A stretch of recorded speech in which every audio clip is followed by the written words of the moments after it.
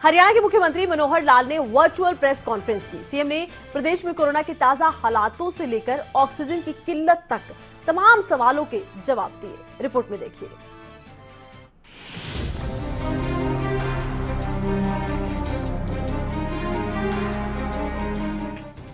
Corona दूसरी लहर में ज्यादा एक्टिव होकर लौटा है। कोरोना इतना खतरनाक होगा ये किसी ने अंदाजा भी नहीं लगाया था।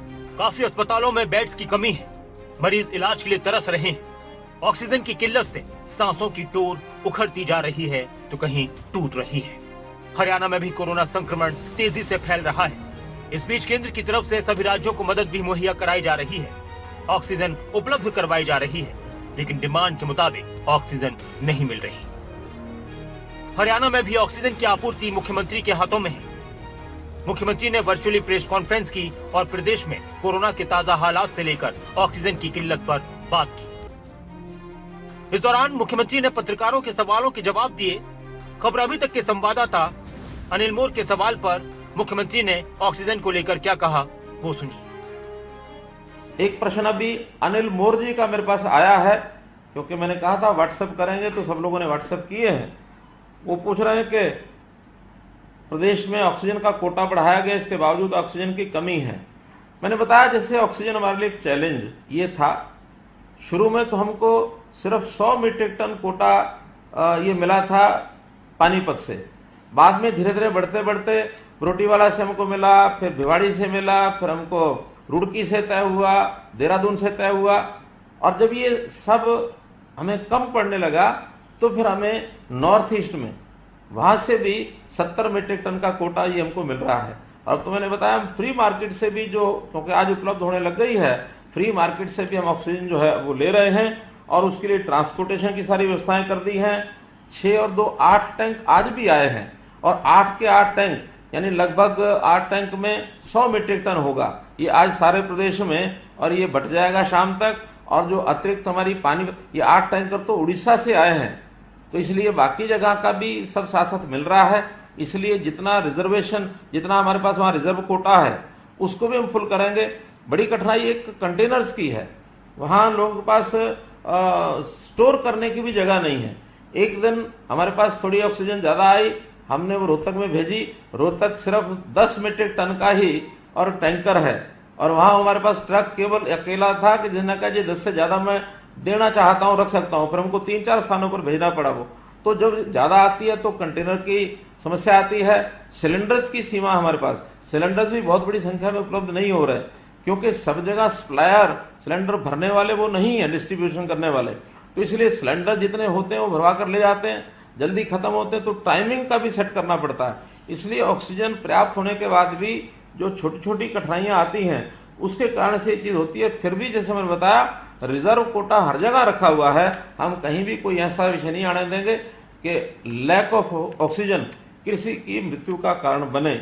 इसलिए विश्वास करें अनिल मोर जी, इसके कारण से कोई कठिनाई नहीं आएगी। तो वहीं कांग्रेस प्रदेश अध्यक्ष कुमारी सैलजा के सर्वदलीय बैठक बुलाने की मांग पर भी मुख्यमंत्री ने जवाब दिया। सीएम ने कहा कि एक तरफ कुमारी सैलजा कोरोना की लड़ाई में साथ मिलकर चलने की बात कहती हैं, तो वहीं दूसरी तरफ हमारी बहन को शिष्टाचार की सामान्य जानकारी नहीं है। अनिल मोर जी ने किया है कि कांग्रेस प्रदेश अध्यक्षा ने मांग की है कि सर्वदलीय बैठक बुलाई जाए। आपकी सरकार कोरोना रोकने व्यवस्थाओं में फेल हुई है। मैं अपने मित्र अनिल मोर जी को ये बताना चाह रहा हूं कि हम शैलजा जी का जो स्टेटमेंट था, खुला स्टेटमेंट उन्होंने दिया, उसको हम याद करेंगे। तो पहले तो उन्होंने कहा कि ठीक है सर्वदलीय बैठक बुलानी चाहिए, हम सबको मिलकर चलना चाहिए, सहयोग करना चाहिए, और हम मिलकर चलेंगे तो ये कोरोना महामारी को हम लोग इसका मुकाबला कर पाएंगे। लेकिन उसी दूसरे स्वर में जब मैंने सुना तो मुझे लगा कि हमारी इस बहन को शिष्टाचार का भी जो सामान्य जानकारी होनी चाहिए शायद वो भी नहीं है।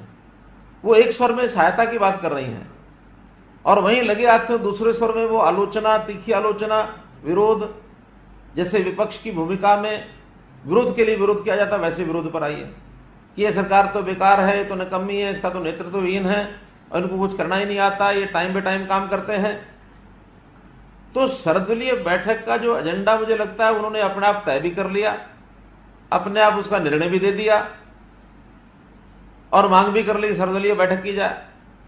सर्वदलीय बैठक किसी एक विशेष समस्या को लेकर के समाधान के लिए, सामूहिक सोच के लिए होती है और सामूहिक सोच के समय कोई बायस्ड विचार लेकर के कभी नहीं आया जाता।